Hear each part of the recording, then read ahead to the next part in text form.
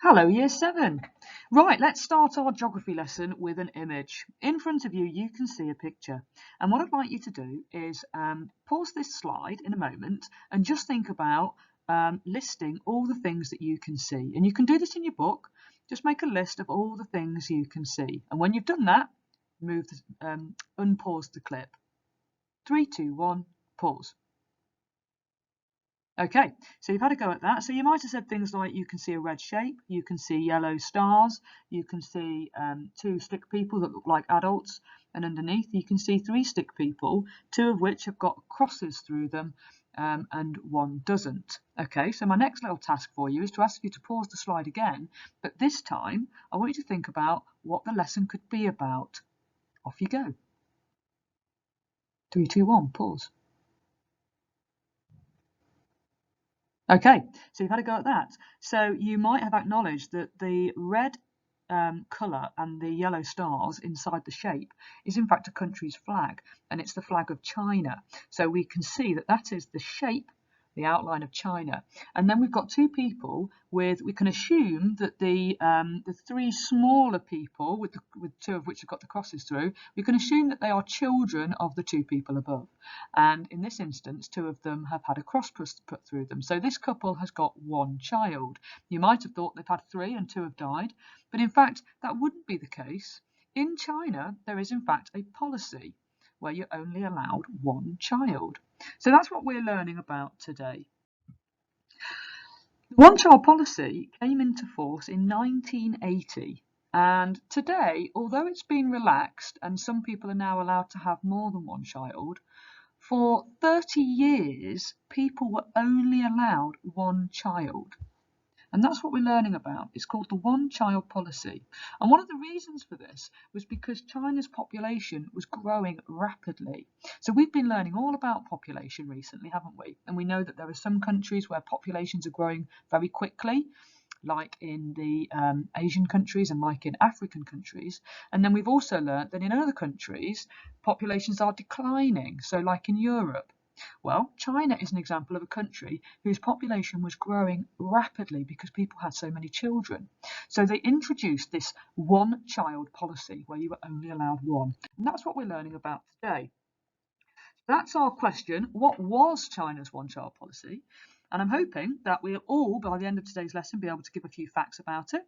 That we might be able to explain the rules of the one-child policy. Because although having one child is a rule, there were lots of rules that went with that as well. And I'm hoping that we can explain how they kept people to stick to the rules, because some people say to me, well, what happened if they didn't obey the rule and they had more than one child? So we're going to have a little look at what happened to them. And then finally, I'm hoping that you can give a view about whether you think the one-child policy was a good idea and whether you think it was fair. Okay, how different would life be? I want you to imagine now that in England today, everybody's only allowed one child. And there's a little task there, so I want you to pause this slide in 3 seconds, and I want you to write down your thoughts on how life would be different if everyone just had one child. Pause the slide now and write down your thoughts. 3, 2, 1, pause. Okay, so it would be very different, wouldn't it? We wouldn't have any brothers and sisters, obviously. We wouldn't have any cousins. We wouldn't have any uncles or aunts. They wouldn't exist either. We'd only have our parents and we'd have our grandparents. So cousins, any kind of brothers and sisters, aunts and uncles wouldn't be in our society. How strange would that be?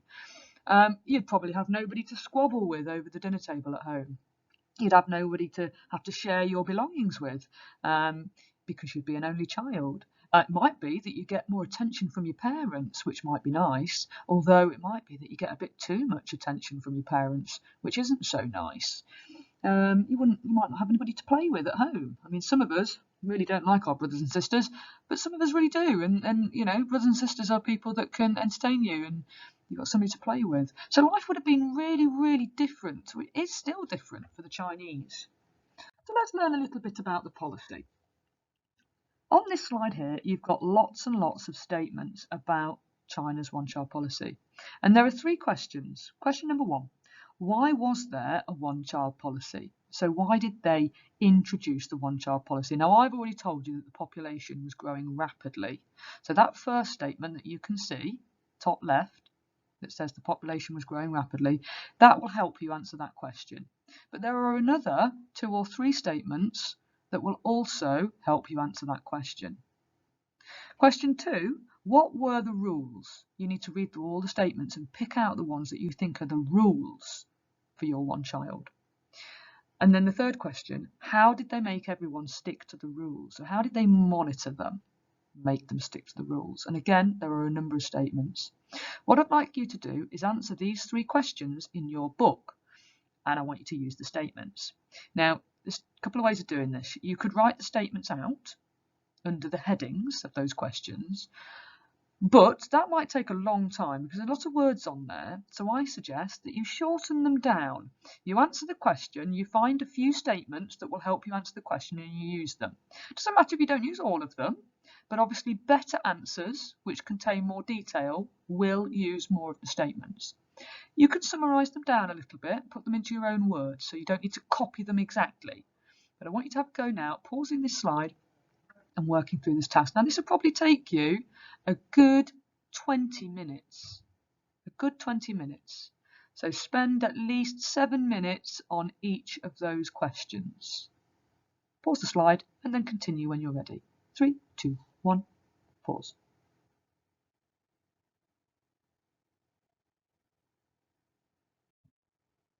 Okay, people always ask me, but Miss, weren't there exceptions? What about if you had twins? There were exceptions to the rules. Now I'm going to read through them now, and I'd like you to make a few notes as we do. So, some exceptions to the one-child policy. If you had twins or triplets or quadruplets, so you're having multiple births all at the same time, then that was okay. They would not take the children off you or anything like that. You were allowed to keep them. So that's an exception to the rule. Another exception was if you had a child that was disabled in any way. So let's just say they were blind or they were deaf or they were born without limbs like legs or arms, or they were born with special educational needs. So they suffered with something like Down syndrome or anything like that. So you've got a child that's disabled. In that instance, you were allowed to try for another child. So you could try for one more and then you would have 2. Another exception to the rule was if you lived in the countryside in some very, very poor areas, you might be allowed to have 2 because obviously your children are used to help you on the land, aren't they? They help with the farms, as we've learnt before. So you would be allowed to have 2. But that wasn't the same for everybody, just some families in some rural areas. So those really were the only exceptions to the rule. Otherwise, you were only allowed 1. So, to finish up today's lesson, I would like you to answer this question. How would you feel if our government introduced a one-child policy? Your task is to write a good paragraph or 2 paragraphs, a good couple of paragraphs to answer that question. So it's your opinion. How would you feel? Would you like it or wouldn't you like it? I've given you some structure. So it says here, if you want help, structure your work like this. I believe a one-child policy is a good or a bad, you decide, good or bad idea, because, and I want you to write down a reason. I then want you to give it another reason, and then a final reason. So try and give a few ideas as to why you think it is a good or a bad idea. For instance, you might want to think about, well, if we've got only children, then, like we said earlier, there is nobody to play with. Or it might be that children, if they're only children, they might become a little bit spoiled because they're not encouraged or they don't have to learn to share. You might think it's a great idea because if you only have one child, then they can have the very best education. Parents can spend their money on just one child so they don't have to share it out.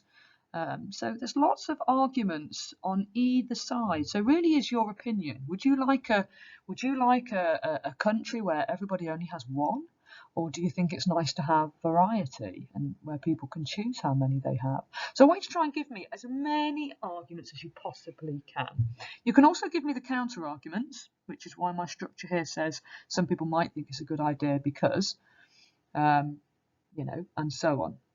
So there we go. I want you to answer that question, and this should probably take you now to the end of the lesson.